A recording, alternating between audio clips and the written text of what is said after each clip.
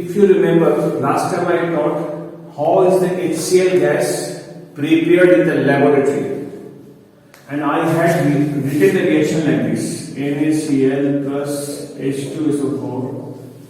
This is concentrated. We have to heat and apply temperature less than 200 degrees Celsius. We get NaHSO4 plus HCl. I think I have written this last time. And important things I already discussed about this reaction. NaCl is a crystalline white solid which we call common salt or table salt, which we are consuming at home every day. This is concentrated sulfuric acid and the product is sodium hydrogen sulfate, or we call it sodium bisulfate and HCl gas. Since this is gas, we can put an arrow in the upward direction. It is a gas. What is the temperature of this reaction? Less than around 200 degrees Celsius. If we maintain the temperature more than above 200 degrees Celsius, reaction will take place. We will have HCl gas formed, but the problem will be the compound Na2SO4. That time Na2SO4 is formed, and I have written the reaction over here like this: NaCl plus H2SO4 concentrated. Temperature greater than 200 degrees Celsius, the answer will come Na2SO4 plus HCl. You have to put vanishing number 2 and put 2.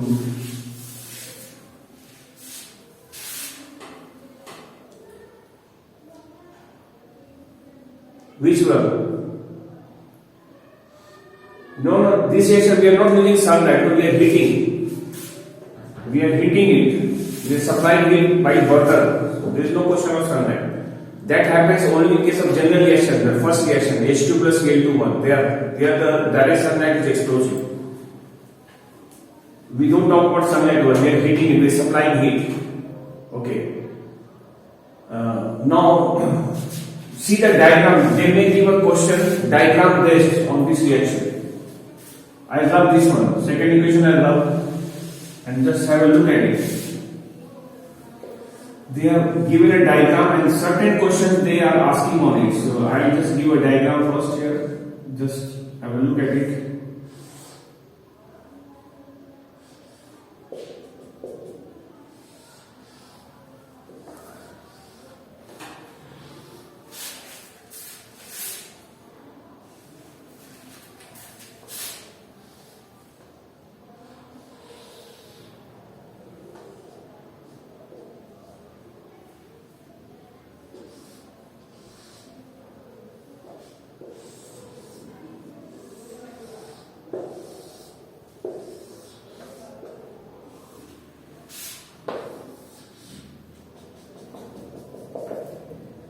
There is a diagram given.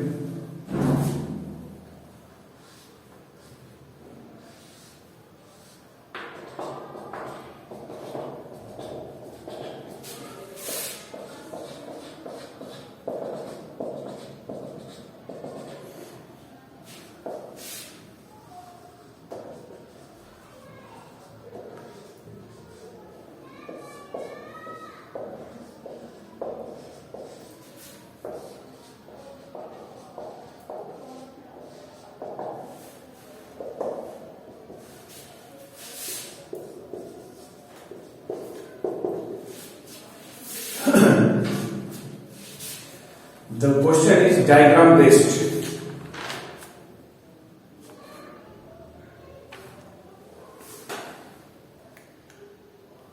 Okay, now it's okay now. Okay, right. Question is diagram based. Question says the following diagram is related to the lab preparation of the gas X. The gas X gives a dense white fuel with ammonia. Question says that the gas X gives dense white fumes with ammonia. Identify the gas X. First question. Identify the gas X. What answer would you give? No, the gas is HCl, so the gas will be HCl. Because HCl gas only on reacting with ammonia gives dense white film. Then the gas is HCl gas. Second part of the question says, identify the anion present in the white solid P. There is a solid shown out here, white solid P. Identify the anion present in the white solid P. I am sure this P, which is white solid, must be NaCl, must be sodium chloride. Your P is actually NaCl, sodium chloride. What is the anion present here? Anion is, this is positive and this is negative. The negative ion is called anion. The negative ion is called anion and the positive ion is called cation. It can be NaCl, it can be KCl, it can be any kind of chloride, but it has to be chloride. It has to be chloride. So we will be writing the answer now, anion. Anion in P equal to Cl minus, and in what we write as chloride. Chloride. Name the anion present in P. The answer is anion in P equal to Cl with the minus sign. Minus means valency minus 1, and we read it as chloride. Ion wise we read chloride. Sodium chloride we know sodium chloride. So we have to name it chloride ion. Anion name is chloride. Next question they are saying, identify the liquid Q. Identify the liquid Q. So I am sure the liquid Q is nothing but H2SO4. Concentrated, you must mention concentrated H2SO4. That is a liquid Q. Now another question they are saying, what is the role of the liquid Q in the flask and in the bottle? In the bottle also same liquid Q is only taken here. What is the role of liquid Q in the flask and also in the bottle? What is the answer? You can share the answer, one of you with me if you know. What is the role played by the liquid Q in the flask? We say in the flask it acts as a non-volatile acid. Or here it is behaving as a non-volatile acid in this reaction. It is a non-volatile acid. And in the bottle it is playing a role of drying agent. You know HCl gas is dried by concentrated H2O, same concentrated H2O. The same chemical but two different roles. Here non-volatile and here drying agent. Next question they are saying, what is the approximate temperature applied, or what is the approximate temperature of this reaction? What is the approximate temperature? You will say less than around 200 degrees Celsius. This is the temperature. Next question they are saying, what will happen if you maintain the temperature above the temperature mentioned by you? Whatever temperature you are mentioning, if you maintain the temperature higher than that or more than that, what will happen? I think you know the fact that is they are talking about when you maintain a temperature greater than 200 degrees Celsius, what will happen? There will be hard sticky crust of sodium sulfate is formed, which tends to crack the flask and which is difficult to be removed from the flask. Then the flask becomes dirty, very difficult to clean it. So that type of question you make it. And one more question may come like this. How can you identify whether the gas jar X is full of the gas? The gas jar is full of the gas X. How will you identify? How will you test it? Okay, for that question I can suggest two methods. First method, we'll take a litmus. Blue litmus paper we take, blue litmus. We know the fact that acid turns blue litmus red. Blue litmus will turn red. And red litmus will turn blue when it is basic. We know HCl is acidic gas place a blue litmus paper here, then the blue litmus will turn red. So here at the mouth of the jar, we will be bringing a litmus paper at the mouth. And if the blue litmus paper turns red, that means the gas X is, this jar is full of the gas, because gas is coming clear, then only the blue litmus is changing the color from blue to red. If the jar is not full, if the gas is not present here, then the blue litmus will not respond, it will remain blue only. That is one method. Second method, we will be taking a glass rod and we will dip it in ammonia solution. Ammonia solution is ammonium hydroxide. Ammonium hydroxide is the liquid solution. We will dip it in the ammonia solution and bring it near the mouth of the jar. When you bring it near the mouth of the jar, and if the white fumes are formed, that must be NH4Cl, consisting of solid particles. If the white fumes are seen, that means the jar is full of HCl gas. I hope you understood it. Now, the another question, again on the same diagram, they are saying, what does the method of collection of HCl of the gas X tells you about the nature of the gas? What does it tell you about the nature of the gas? We say it tells us that the gas X, which is HCl, is denser than air. That's why the gas is going down and air is moving up. That is, air is displaced in the upward direction. It proves that the HCl gas is denser than air. So these are the types of questions which may come using this diagram. They may ask you 3-4 marks question. Whatever I say is all possible questions which may come based on this diagram I have already discussed. Okay, I think you understood it. Please respond, one of you.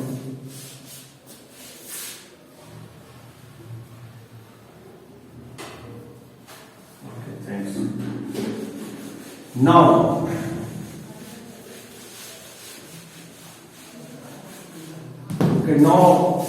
HCl gas we know is highly soluble in water. It is highly soluble in water.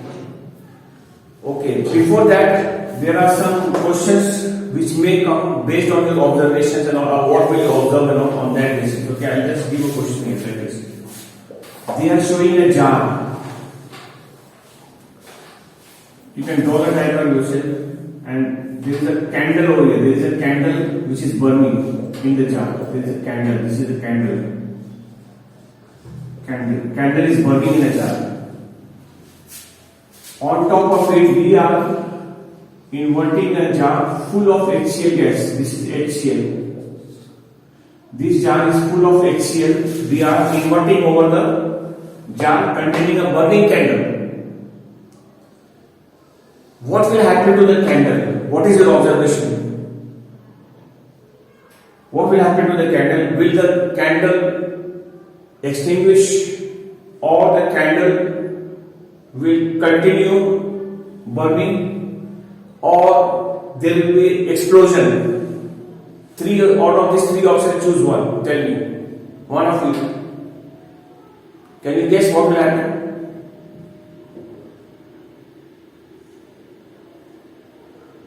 Yeah, it will extinguish. The candle will extinguish. Yes. May I know the reason why it will extinguish?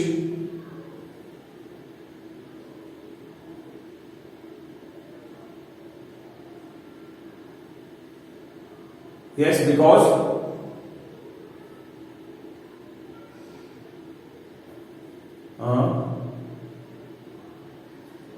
oxygen supports burning. Then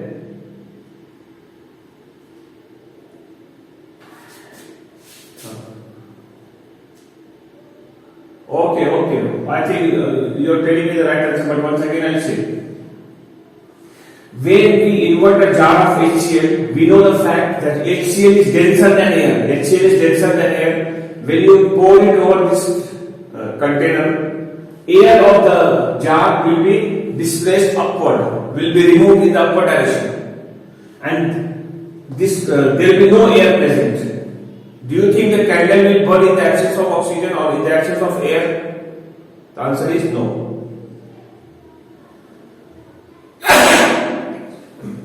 This will result in the extinguishing of the candle. Because of this, the candle will extinguish. Question may come, what will you observe and what nature of the HCl gas is demonstrated by your observation? What nature?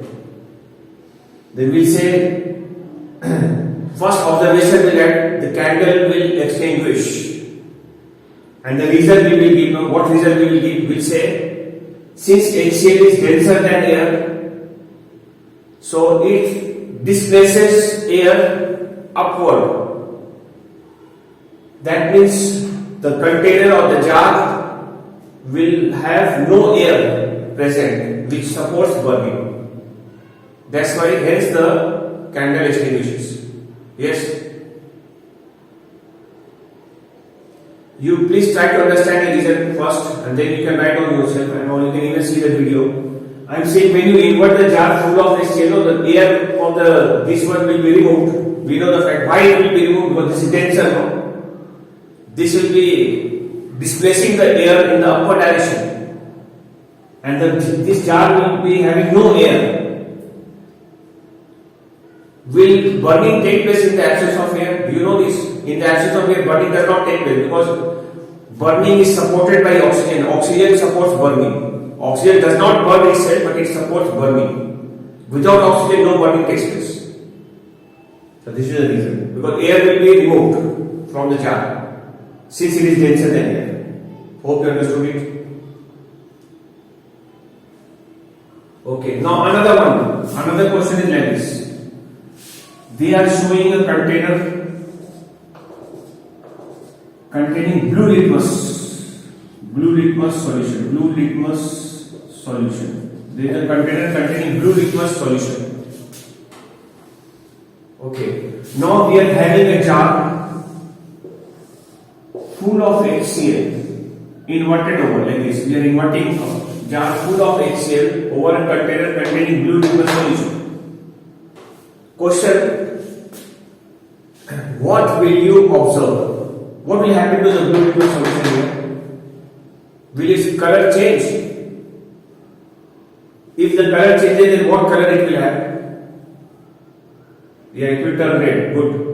Why it will turn red? Because HCl is acidic in nature, and acid turns blue litmus solution red.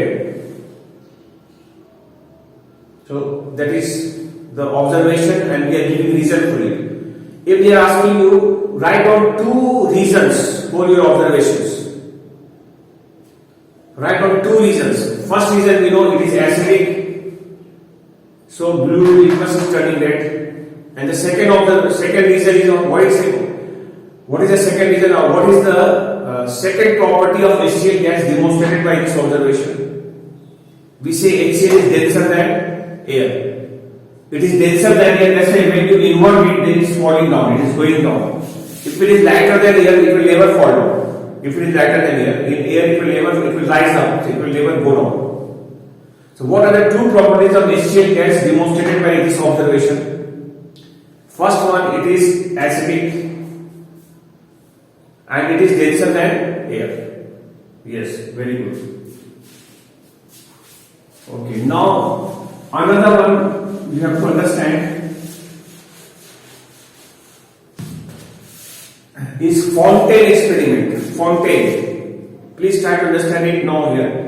For 2 gases, Fontaine experiments are conducted. Do you know what are the 2 gases for which there are Fontaine experiment? Yes, very good. One is for HCl gas and one is for ammonia gas.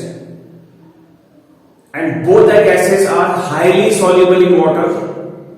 For that reason, the Fontaine experiments are conducted to show that, to prove that nature. Which property of the gases are demonstrated by Fontaine experiment? We say high solubility in water. HCl and ammonia, and it proves that both the gases are highly soluble in water. Fontaine formation takes place due to high solubility in water.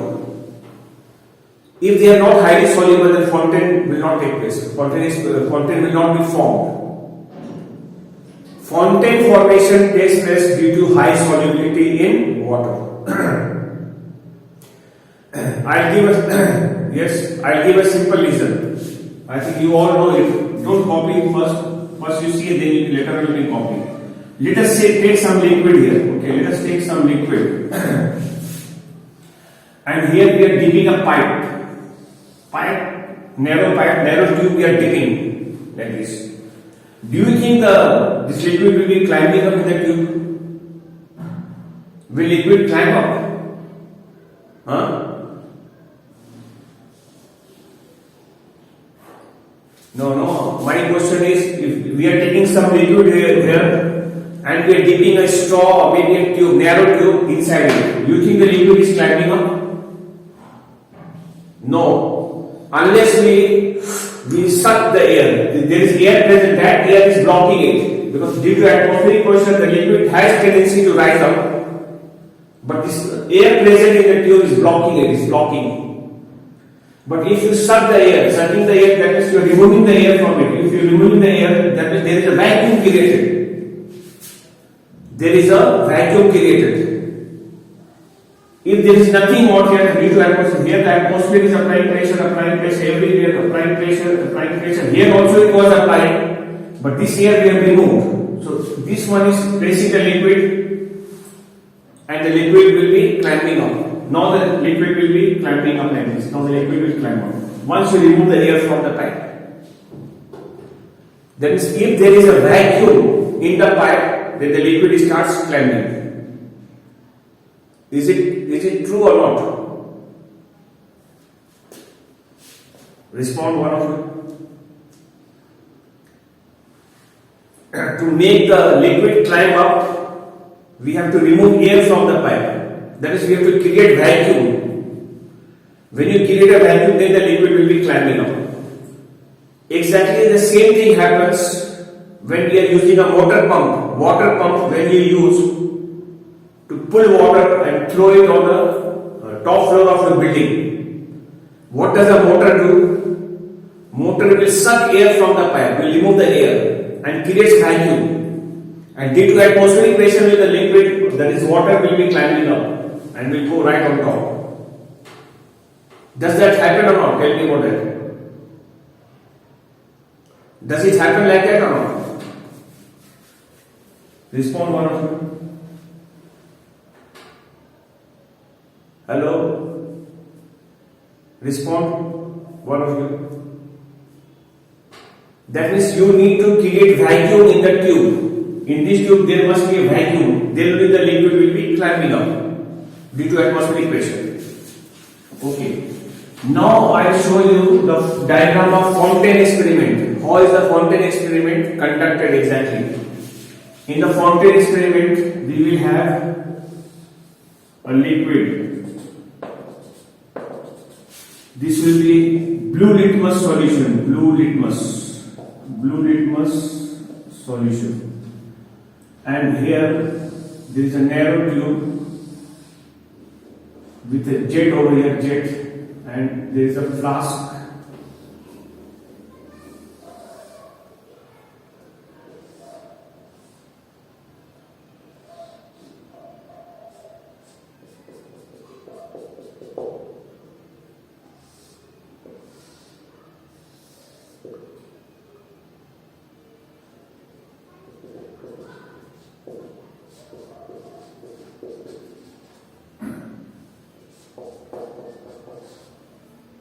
Okay. This is the diagram of Fontaine experiment. First, you try to understand why fontaine is formed. What causes the fontaine to be formed here in the flask? You know the meaning of fontaine? Fontaine means fawara, we call it fawara or a kind of showers coming out through this hole. There are small holes over there. From the holes, this blue liquid solution will be coming out like this. Okay. Why that will happen, I'll tell you about it. We are using this is called a sprayer. This is called a sprayer.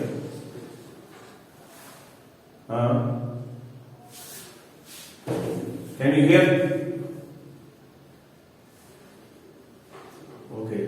Now can you see?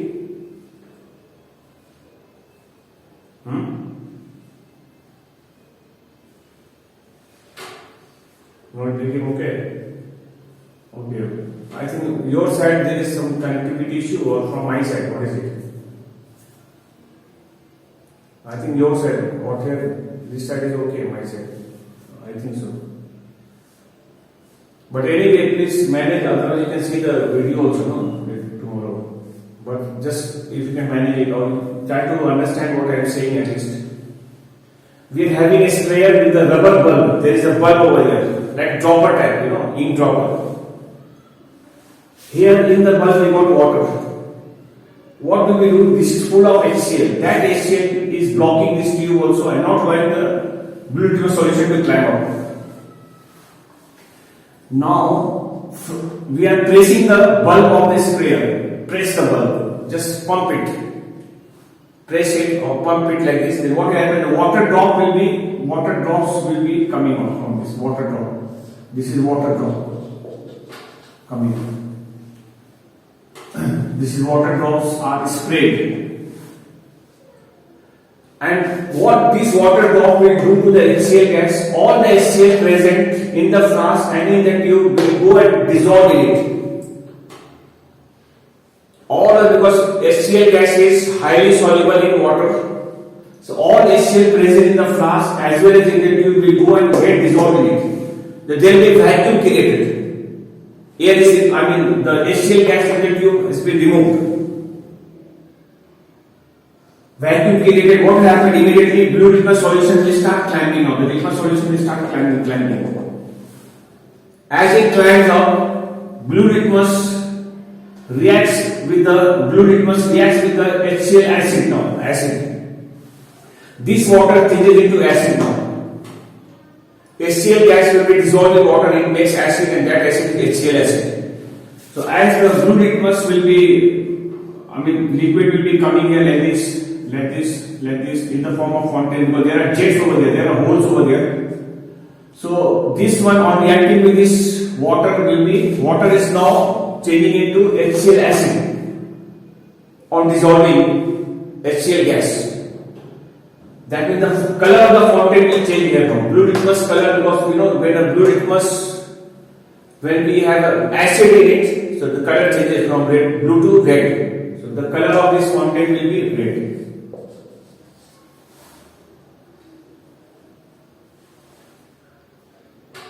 Okay. Anyway, just manage, then you see the video, you get better idea. At least you are able to hear me now properly.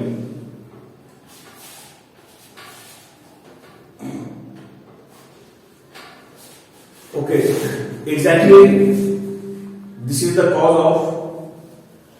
of fountain experiment. Two things we can say or can be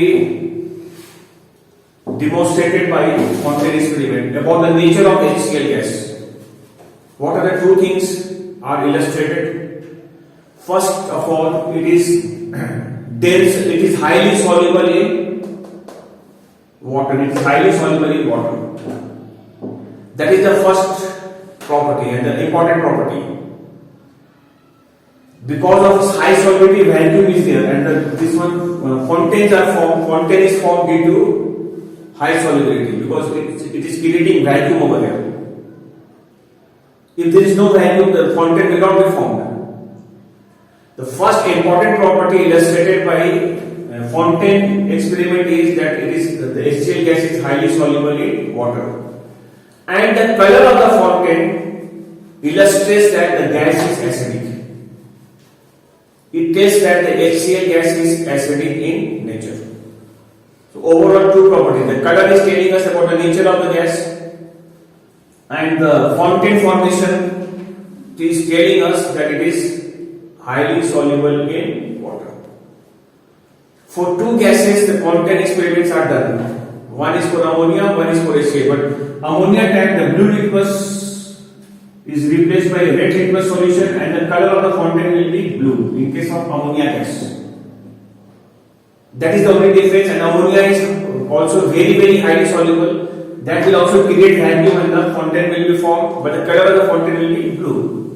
And this will be red litmus because ammonia is basic or alkaline gas. Hope you understood it. Okay. Thank you. This is why the fountain is formed. Why fountain is formed? Due to high solubility, there is a vacuum, and that vacuum space causes the liquid to climb up quickly up here, and then the color will change out here because of its acidic nature in case of HCl, and in case of ammonia, the color change is due to its alkaline nature or basic nature. Hope you understood it. So this was fountain experiment yesterday's one. And one more thing, just to only know, but the reaction I will give in the later chapter. There is another chapter to come. Over there I will give the reaction. Okay. Tell me, you also know it. Ammonia plus HCl reacting together. What do they give? Tell me. NH3 plus HCl gas, this is also gas, this is also gas. When they react together, what do they give?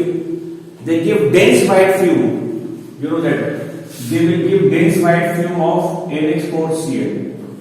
This is solid. What is the color of the solid? White. White solid particles. Ammonia and hydrogen chloride gas reacting together forms dense white fume consisting of solid white particles of NH4Cl. This reaction is an example where two colorless gases, ammonia gas is also colorless and HCl gas is also colorless, are reacting together to form a solid. If they ask, write down a reaction in which two colorless gases are reacting together to form a solid, you will write this reaction. But again I tell you one thing, there is one more such reaction where two gases are reacting together and forming a solid, and the reaction is over here. I am just informing you now, but actual equation I will give you in the chapter ammonia. Ammonia and chlorine also will give NH4Cl. It will also give NH4Cl, dense white fume, plus it gives one extra product, that is N2. So you got to know there are two such cases where two gases are reacting together to form solid. This is one case, this is another case. In the question, they will clarify, they will give some kind of clues or the hints, so that you will be able to write only one of such reactions. Both the reactions will not be possible. So for example, they are saying, write down a reaction in which an acidic gas is reacting with a basic or alkaline gas to give a solid, or to give dense white fumes consisting of solid particles. Can you tell me which reaction would you write? Would you write this reaction or this reaction? First one or the second one? Which one you would write? First one, because this is acidic gas and this is basic gas. So you will be writing this reaction. They are talking about this reaction. Very good. Next one, they are saying two colorless gases are reacting together to form dense white fume consisting of solid particles. Which reaction would you write? First one or the second one?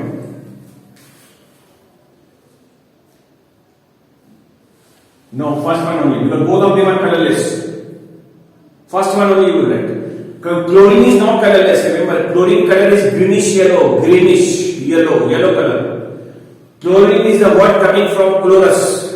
Chlorus means chlorophyll. You know chlorophyll. What is the color of chlorophyll? Green. So the color of chlorine is greenish yellow. So it has a color. So it is not colorless. Remember. So you would write this reaction only. Next question they are saying, two gases are reacting, they are not saying whether they are colorless or they are acidic, basic, that part they are not saying. They are saying two gases are reacting together to form a solid without any other product. Without any other product. What is the answer? Which one you write? First one or the second one? First one, because only the next right will without any other product. Name the two gases which are reacting. One is ammonia and one is HCl. See the type of question which they may ask, they may generate. If you have a solid knowledge, you can answer all the questions. And you will really enjoy answering all the answers. Okay, now another way the question is saying, write down a reaction in which two gases are reacting together to form dense white fumes with some other product or with an inert product. Which reaction would you write? First or second? Second one, very good. Second one, yes. And what is the name of the other product? Inert product, what is the name of the another product? Nitrogen gas, N2 gas. N2 is nitrogen gas. And name the two gases. One is ammonia, one is chlorine. Okay, now another question. Write down a reaction in which an alkaline gas is reacting with an oxidizing gas. Oxidizing gas to give dense white fumes consisting of white solid. Which reaction would you write? First one or the second one? Alkaline gas, that means ammonia, is reacting with an oxidizing gas. Which gas is oxidizing? The answer is chlorine. HCl is a reducing gas. But chlorine is an oxidizing gas. It is an oxidizing agent. Because chlorine is removing hydrogen from it and releasing nitrogen, no? Chlorine is oxidizing agent. Power. Huh? No? Yes? Okay. Maybe fluctuations from your side, network fluctuations. Okay. Please try to understand the significance of reactions. Okay. How they may ask question and how you got to answer them. Question I said, write down reaction in which an alkaline gas is reacting with an oxidizing gas to give dense white fume. The answer is second one. This is alkaline gas. Here also we have alkaline gas, but this one is acidic. This is oxidizing gas. Oxidizing gas is this one, chlorine. Why it is oxidizing? It is an oxidizing agent because it is removing hydrogen from it and releasing nitrogen. The substance which removes hydrogen is called, that process is called oxidation, and the substance which removes it is called oxidizing agent. Then chlorine is a powerful oxidizing agent. So you have to write this reaction. Okay, before that I just ask one general knowledge type question. Is there any substance or any compound which is a powerful oxidizing agent without containing oxygen? Without containing oxygen. Normally oxidizing agent contains oxygen. The example of oxidizing agents I can say few examples like copper oxide, CuO, PbO, Pb3O4, MnO2, K2Cr2O7, potassium dichromate, KMnO4, potassium permanganate. They all are oxidizing agents, powerful oxidizing agents. But do we have any example of a compound which is a powerful oxidizing agent but without containing oxygen? Tell me the answer. Is there any such compound which is a powerful oxidizing agent without containing oxygen? Possibility is always there. That's why the question is arising and I am asking you this question. The answer is chlorine. Only exceptional answer. Chlorine, does it have oxygen? Answer is no, it does not have oxygen. Yet it is the powerful oxidizing agent. This is chlorine. Hope you understood it. Now similarly, is there any compound or do we have any example of a compound which is a powerful reducing agent without containing hydrogen? It does not contain hydrogen, yet it is a powerful reducing agent. Normally, reducing agent contains hydrogen, and HCl is reducing containing hydrogen. Ammonia also reducing agent because it's containing hydrogen. It is the only reducing agent. Normally, reducing agent contains hydrogen. But do we have any reducing agent that does not contain oxygen? There is no oxygen in it, yet it is a powerful reducing agent. For that also the answer is yes. What is the example? The example is SO2, sulfur dioxide. Does it contain hydrogen? Check. There is no hydrogen, but it is a powerful reducing agent. Okay, another question. Please write down yourself all these points because you will not find in the books. This is a kind of general knowledge in chemistry. You have to know all this. You have to keep this knowledge. Another one. Do we have any compound which is both powerful oxidizing as well as reducing agent? Do we have any example as such? For this also the answer is yes. What is the example? Do you know the example of such compound?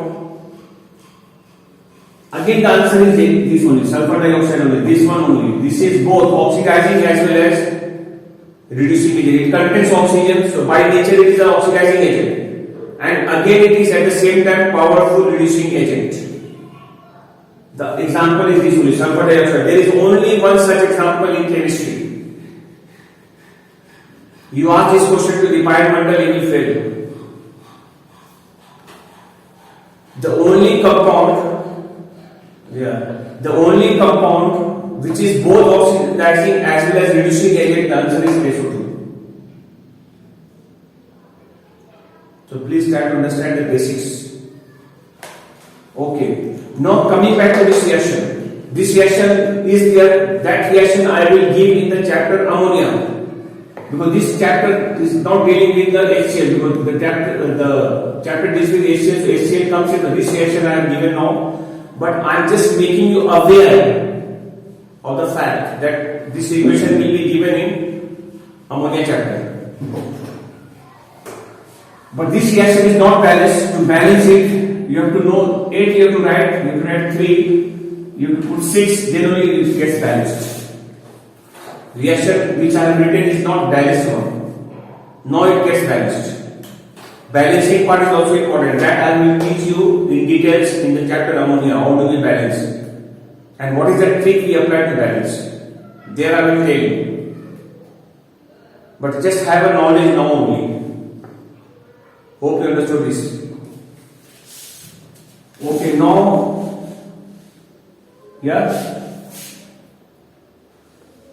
Yes, I am able to hear you. What about you?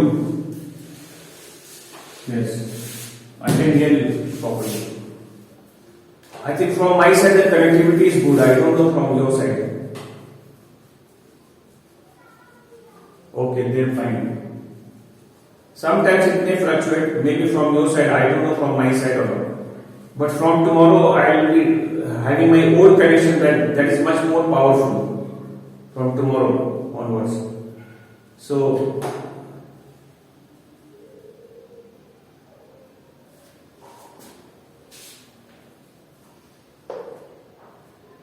ABCD, wait, no, we are coming to everything, just listen, no, one by one we are coming, so don't jump.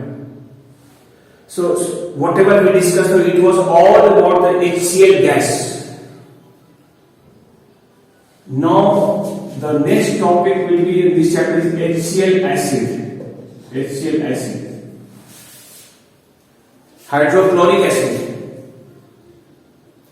First point we have written also there, and please try to understand it. HCl acid is prepared by dissolving HCl gas in water. We have to, because we know it is highly soluble, so we have to dissolve in water, and the water will slowly change into HCl acid. It looks very simple. We have to dissolve in water. but practically it is not that simple. I'll tell you the reason why it is not that simple. Let me show you a diagram.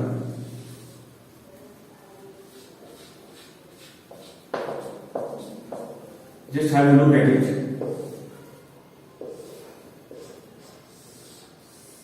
You can understand it, and if you feel like drawing, you draw it. I'll give the time to draw. No worry. Here we are having water, plenty of water is there. And here we are heating with the help of the net. Here burning, you are burning it. Okay. Here we are taking NaCl and H2SO4, concentrated H2SO4 we are taking and heating like this. Which gas is formed? The gas will be what gas? HCl will be formed and will be going out like this and will be dissolving in water.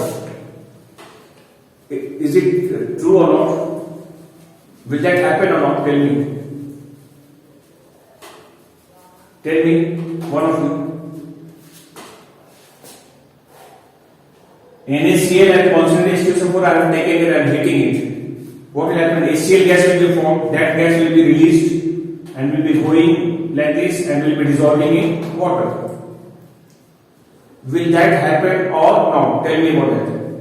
Answer is yes, that will happen. Huh? What will break? This pipe will break. Which pipe? This pipe. Why will it break?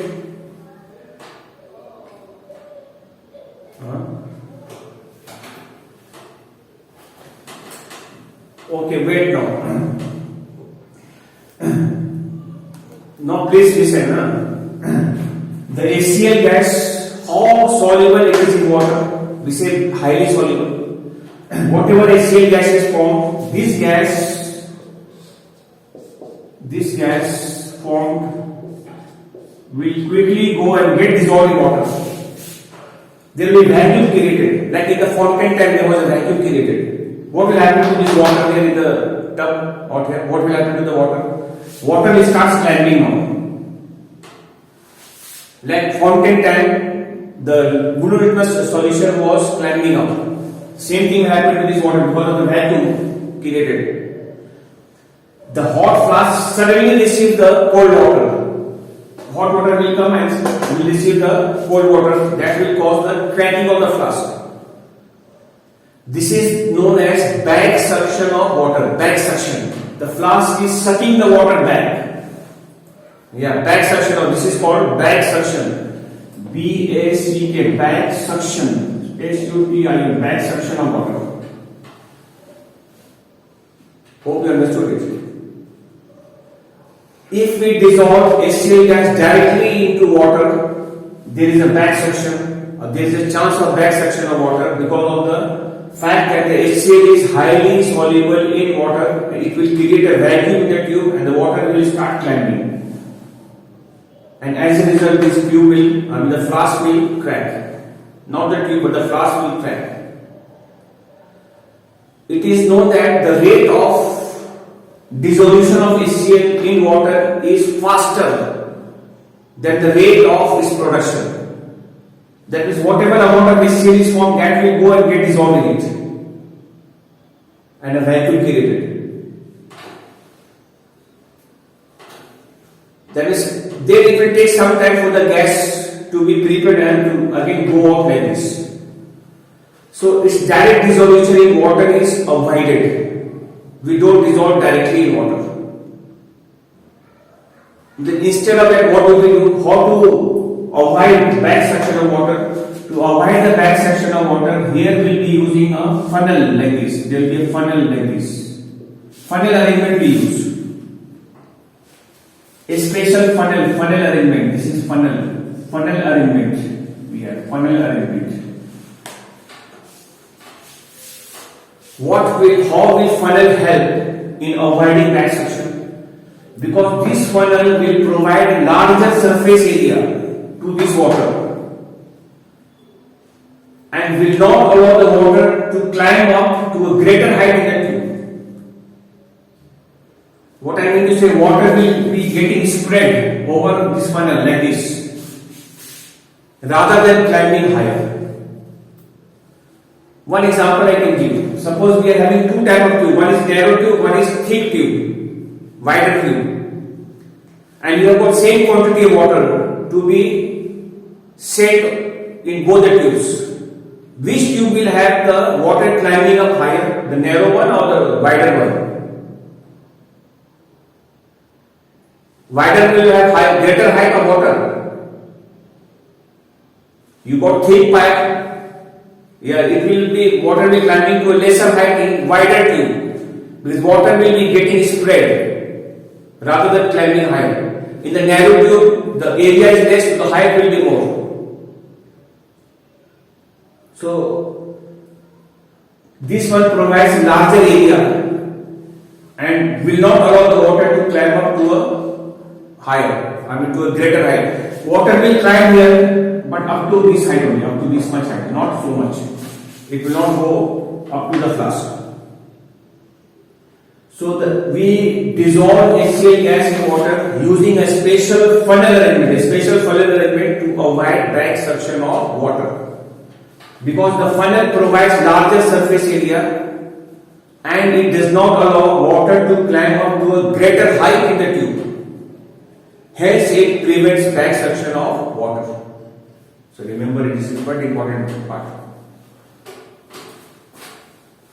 For one more gas, ammonia gas is also highly soluble in water. When ammonia gas will be dissolved in water, it makes a base, that is ammonium hydroxide it makes. That dissolution also will be done by the funnel arrangement. That is, for two gases, funnel arrangement is used for dissolving in water. For HCl gas and for ammonia gas. Ammonia gas will give you an alkali, that is ammonium hydroxide, whereas HCl gas will give you an acid, that is dilute HCl. Here water is more, so we get dilute HCl. Hope you understood it here. Yes? Your response?